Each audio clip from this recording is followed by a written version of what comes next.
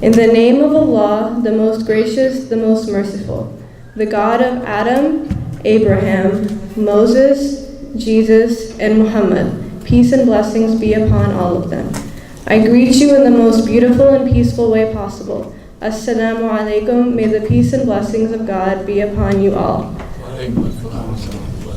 Welcome. It is an honor and a pleasure to see you all here. My name is Hannah and I am a volunteer here at the East Plano Islamic Center, and it is an honor to be serving you as your MC for this wonderful event. Please forgive me if I make any mistakes. This is my first time doing an event with such auspicious personalities. SAT word for any English teachers out there. And I see a lot of my teachers in the audience as well, and I'm pretty sure I know what they're thinking. She can actually talk. Trust me, it's a shock to me too, I promise. I also had my wisdom teeth extracted 4 days ago because I'm a college student with very bad time management skills, so please excuse the balloon face. I did not think I would be able to show my face, but here I am, and I am very blessed to have gone to many of the PISD schools here. Starting off at the old pre-K Jupiter Center with Mrs. Brown, who introduced me to the concept of actually being away from my mother. It was not a pretty sight. Then off to Stenson, where my teachers helped me build a base that took me to Bogus Elementary because we moved. Then another switch to Shell Elementary because they decided to build a new school and add another list, where Mr. Price taught me just how much I love math. On to Murphy Middle School, where I made the decision to start wearing the hijab, one of the best decisions I ever made. And then another switch to Otto Middle School because they decided let's add another school. On to Williams High School, where most parents, including mine, were very upset that their child was not able to attend McMillan, but nonetheless became one of my favorites because of the everlasting impressions the teachers left on me, some of whom I'd like to call out, like Senora Arias and Mrs. Alba. And then finally, finishing off my journey, all my Plano East teachers out here, Plano, Plano. East, East. I've been to so many schools on the PISD board. Don't be surprised if you see me on the PISD school board position for next year.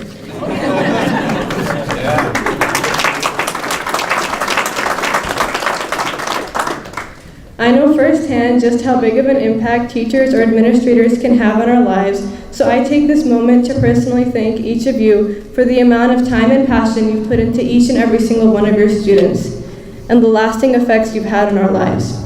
I now invite our beloved Imam Nadeem Bashir, who is leader of our congregation, a resident scholar, and the biggest Dallas Cowboys fan I've ever met.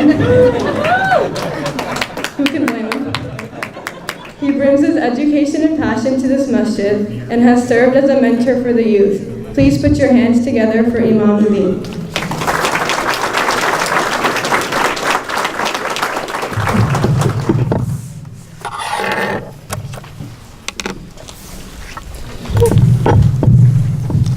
I begin by saying 11 and 1.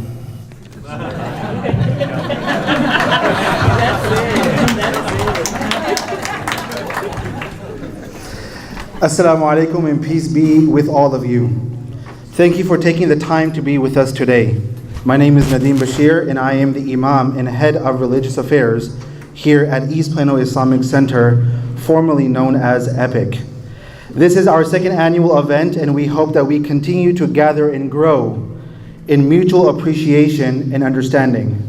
We have a long history of having interfaith, outreach, and humanitarian programs here at East Plano Islamic Center. One of the purposes of having this program here today is to appreciate our teachers and administrators. The Prophet Muhammad, peace be upon him, once told his followers, "The one who does not thank people does not thank God." So here we are gathered on this gloomy day to thank you, the educators and the administrators, for the tremendous contribution you make to the society. While us parents get busy earning a living, you, the educators and administrators, take care of our children. You illuminate their minds. You teach them knowledge and skills of life and shape their personalities. You had many other professions to choose from, but you chose to teach because it is a noble profession. So please, to all of our guests and to everyone here, let's give a big round of applause to all of our administrators and teachers.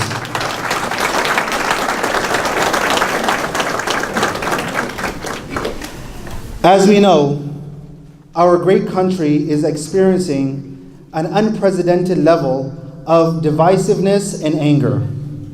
There is a steep rise in racial prejudice, Islamophobia, anti-Semitism, and xenophobia. For long, America led the world in religious freedom, opportunity, and progressive thinking. Unfortunately, the racist, sexist, Islamophobic, hate-filled, and irrational rhetoric is chipping away at the core values of the American society.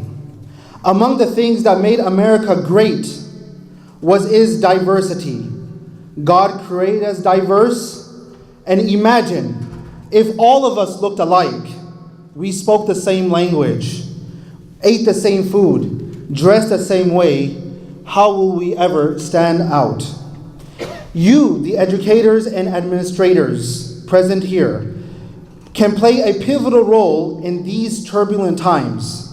You can remind your students that people have an inherent right to choose their religion, that skin color does not make a person superior or inferior, and that racism and hate lead to destruction of a society. Teachers, your students of today will lead the society tomorrow. You can help shape that tomorrow. As the Imam of here at East Plano Islamic Center, I hope you will continue to engage with us so that we can learn from each other to make our families, societies, and country educated, broad-minded, and peaceful. As a cleric, I am available to you if you ever have any questions about Islam or Islamic practices. Please reach out to me if you need a guest speaker for your classroom to talk about a certain topic on Islam. I am sure that you will agree that even though the day is gloomy, the food was superb. Finally, I will ask you that, as you see on your table, there is a document that looks like this, a paper that looks like this. This is just an organization, in fact, called Islamic Speakers Bureau. This is a nonprofit educational organization based here in the Dallas area. This is a program that is made up of Muslim speakers that are trained and certified to adhere to the First Amendment Center's guidelines on teaching about religion in the public space. Once again, I'm here to serve you all, and if there's anything that I can do for you, any superintendents here, teachers, I'm here at this organization, please feel free to reach out to me. Thank you.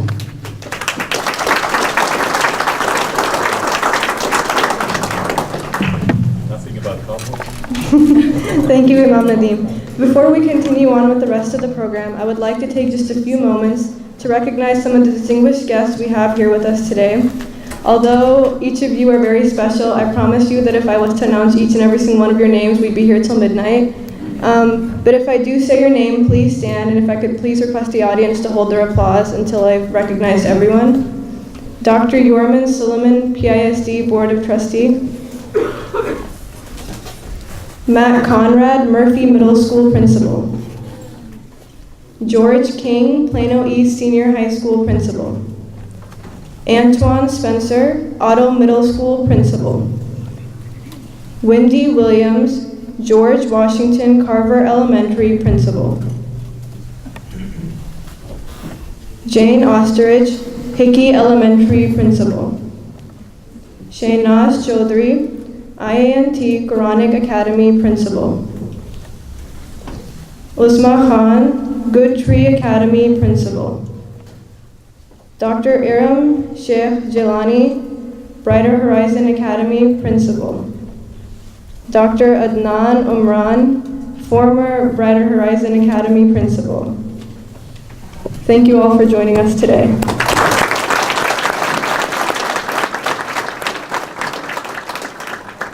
I would now like to request any teachers, professors, administrators, counselors, either current or retired. I know there are a lot, but any that are here today, if you could please stand so that we may honor you as well.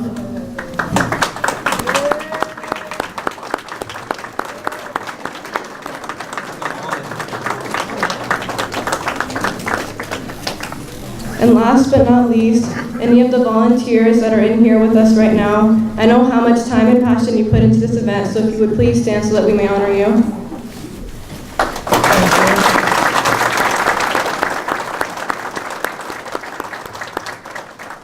With that, we now continue the program. We do have a short video we're going to show, so if I could please ask one of the volunteers to dim the lights, and if you would please direct your attention to the two screens on either side. We were honored to have our second speaker speak at our last Educator conference. Dr. Michael Phillips is currently Professor of History at Collin College. He has a PhD from UT Austin, where he was a researcher at the Center for American History. He also has a degree in journalism and used to be a reporter for the Fort Worth Star-Telegram. He's a scholar of Texas race relations and the author of the award-winning book, White Metropolis: Race, Ethnicity, and Religion in Dallas from 1841 to 2001. Since then, he has co-authored 2 more books on American history. Please give a big hand to Professor Michael Phillips.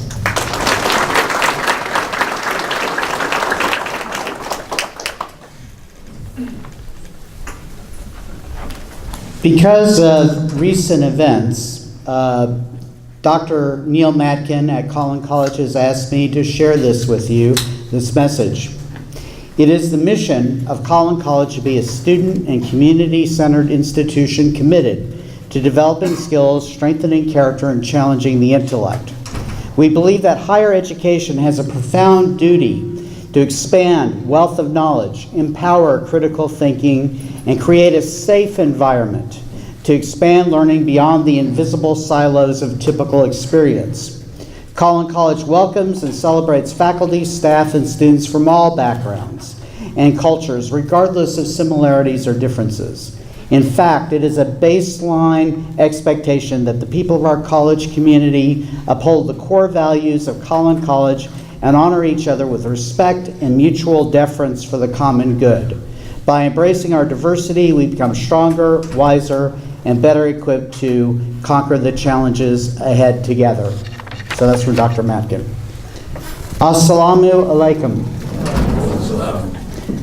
These are dark times, but in the face of it all, I urge you to be of good cheer. We've traveled down this disturbing, gloomy road before as a nation, but we have always come out better, wiser, and more compassionate. It won't do to minimize the dangers. Our president-elect at one point called for a ban on Muslims immigrating into the United States. Many of his advisors have proposed creating a Muslim registry, a crude form of government surveillance and bullying. Donald Trump at one point said, "I think Islam hates us."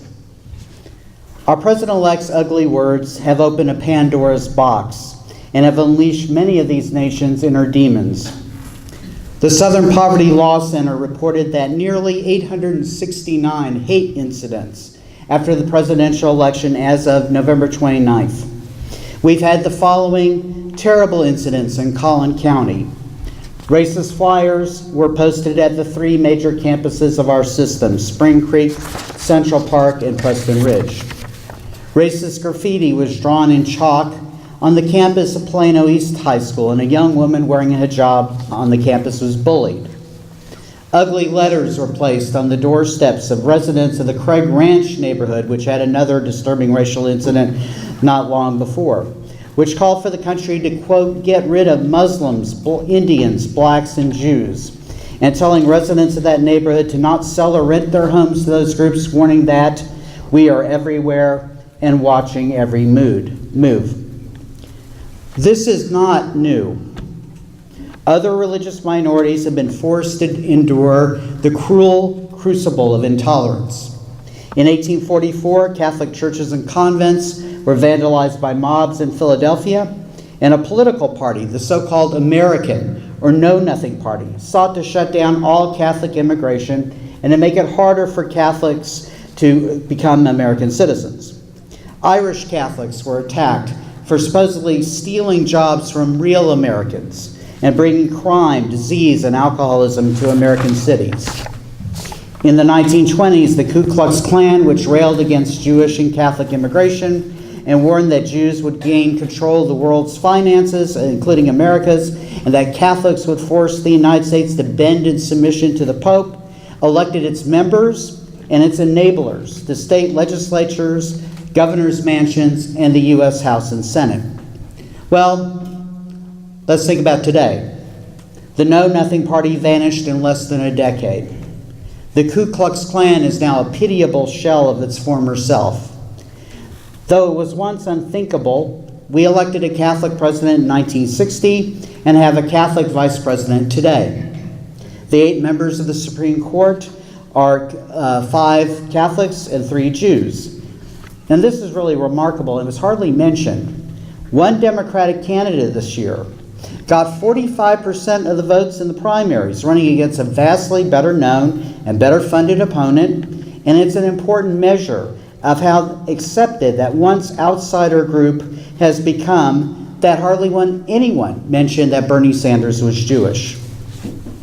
How did this transformation take place? It's a complex formula, but it works over time. Intolerance withers with familiarity. Prejudice feeds on ignorance, while brotherhood and sisterhood thrives on knowledge. Like you today, Catholics and Jews of a previous era donated to charity, volunteered at hospitals, cared for the wounded, tended to the sick and the lonely. Let me be clear. Catholics and Jews were under no special obligation to prove their worthiness as Americans, and neither are Muslims today. But you do it out of your heart. And proximity brings knowledge. With each act of kindness, they force the tides of spite and envy to recede. Don't let the bigots deceive you. Their hateful words are a measure of how terrified they are. They know the days that they can control the fate of this nation are numbered. I want you to think about Natasha Nakama. She is a Zambian exchange student. She was walking the day after the presidential election to her neuroscience class at Baylor University. A white blonde student pushed her out of the way and declared, and I apologize for the words, but you have to hear the ugliness to appreciate what happens afterwards. The student said, "No niggers allowed on the sidewalk." When confronted with his racism, this young thug said, "I'm just trying to make America great again." Nakama posted a video describing the incident on the internet. And here's the remarkable thing. 2 days later, to her great surprise and delight, she was escorted to her classes by 300 of her fellow students, along with faculty and administration. They wanted to make sure she had a safe walk to the school.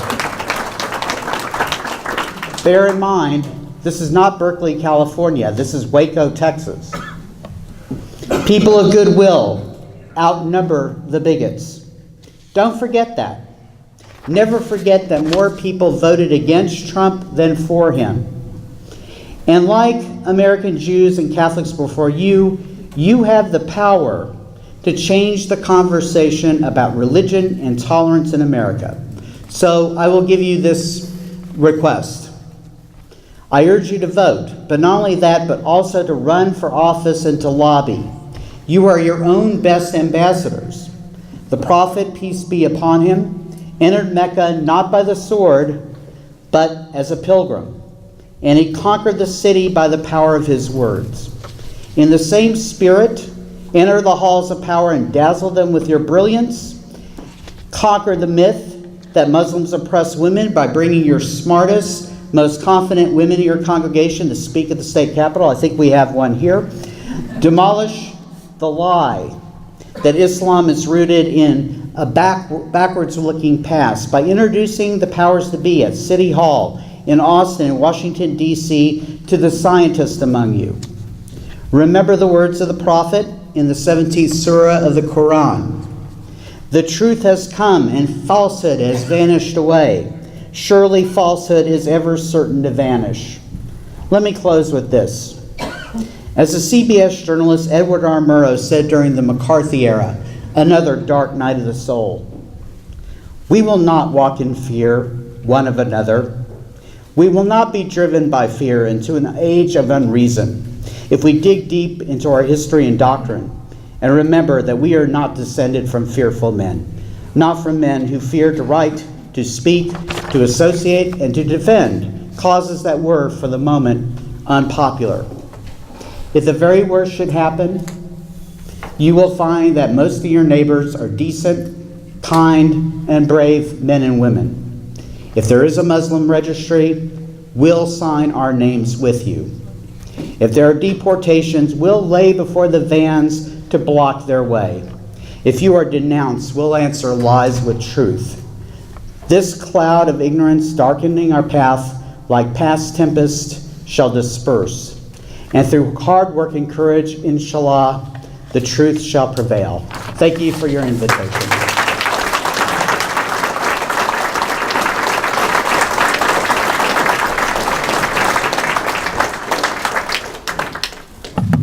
Thank you, Professor Michael Phillips, for those wonderful and necessary words. I would like to remind everyone that we do have dessert outside, so if anyone has not helped themselves, please don't forget. And now I would like to recognize a few children from our community who took part in a competition to write the best thank you note for their teacher. I'm going to go ahead and read the two winners, both of whom had poems and both of whom have sure futures as rappers, which I'm sure you will agree after you hear. Maria Ahmed, would you please stand for me? I think she's here. And then Mr. Albert, are you here? Yeah. Okay, this was from Miriam to Mr. Albert. Mr. Albert is my favorite teacher. He can give better speeches than a preacher. He knows his stuff very well. He is great at math. He tries to lead us along the right path. He is so exceptional at numbers. He wakes us up out of our slumbers. He is so good at making jokes. They make everyone laugh and choke. Although he sometimes gets stressed, he passes my test, and I know that he is the best.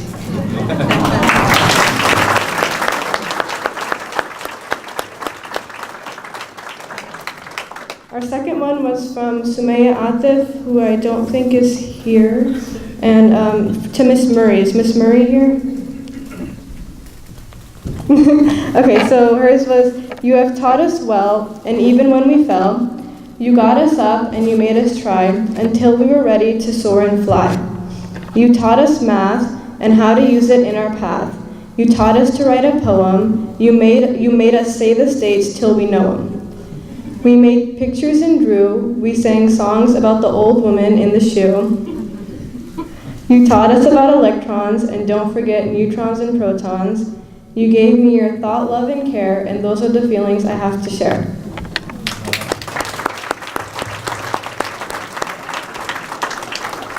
Job well done to both of them. Exceptional, and as stated before, definitely future rappers.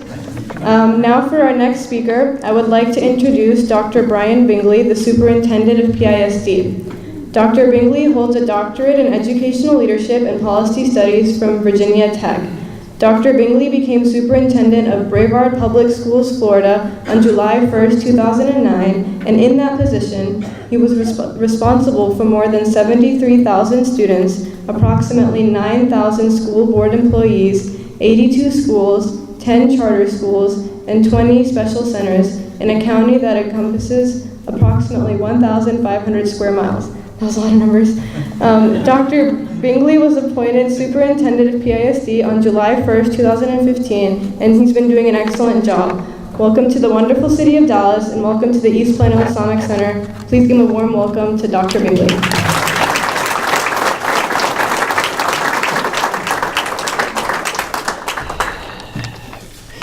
Well, thank you. And thank all of you in the East Plano Islamic Center, first of all, for inviting me. I sincerely appreciate that. But more importantly, for recognizing our educators here. Thank you so much for that. In the short time I have, I'm kind of old, so I may need these, but I'm not sure. In the short time that I have, I would like to share with you, I think, some things that are pretty important that you know related to our direction and our purpose in Plano ISD. And I'll start right at the strategic top, if you will. Like in most organizations, We have major goals, and our strategic work cascades down from those. And like most school districts, one of those goals is related to student learning. That shouldn't surprise any of us. But sometimes we talk about student learning, we're not sure what do we mean by that. In some places, what we mean is that we're going to really make sure our kids do well on state tests, and that's about all it means. I will tell you, it has never meant only that for Plano ISD. We have a great school board who says we are going to be about so much more for the children that we serve. So let me tell you, what we had to do then is say, okay, if that's the case, let's give ourselves some operational understanding of what we mean when we say student learning. And we have 4 operational expectations, each of them just as important as the other, that guide our work and guide our purpose for the young people that we serve. So the first one is we want to maintain high expectations for all students through creative and effective instructional delivery, rigorous learning outcomes, and a focus on eliminating opportunity and achievement gaps. That's the pretty traditional, we want all children to excel to the best of their capability, right? The second one is we said we want to foster student acquisition of 21st century skills. We want to make sure our young people can communicate effectively.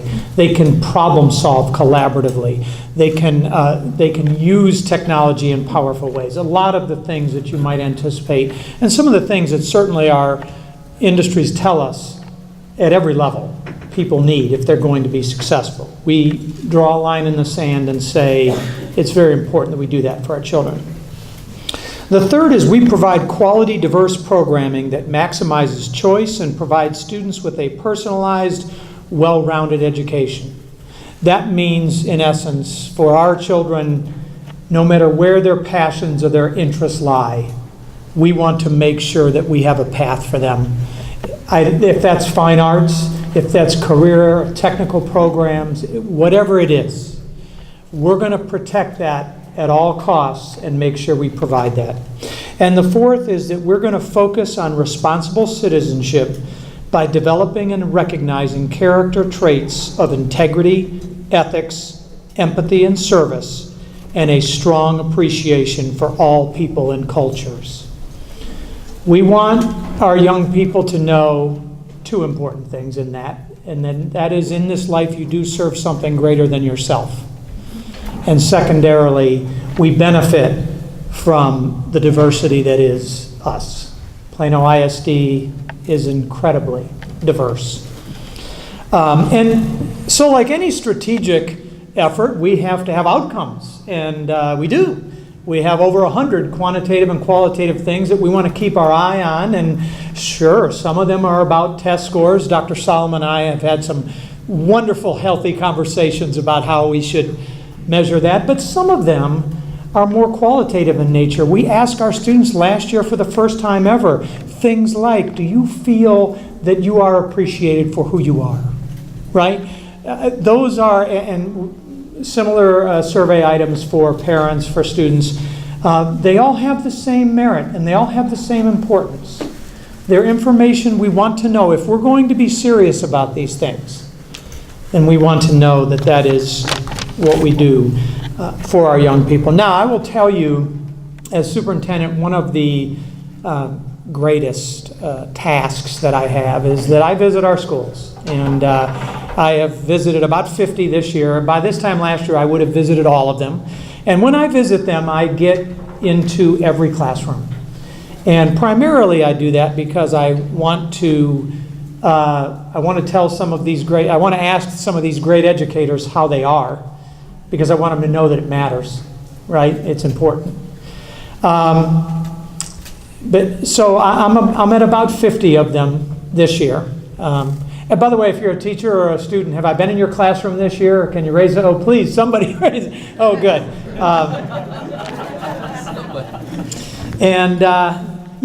I'll go back to one of those things that I do witness as I go in there. And it goes back to that expectation of 21st century skills. I see kids in our classes and they are connected in a collaborative team approach, oftentimes.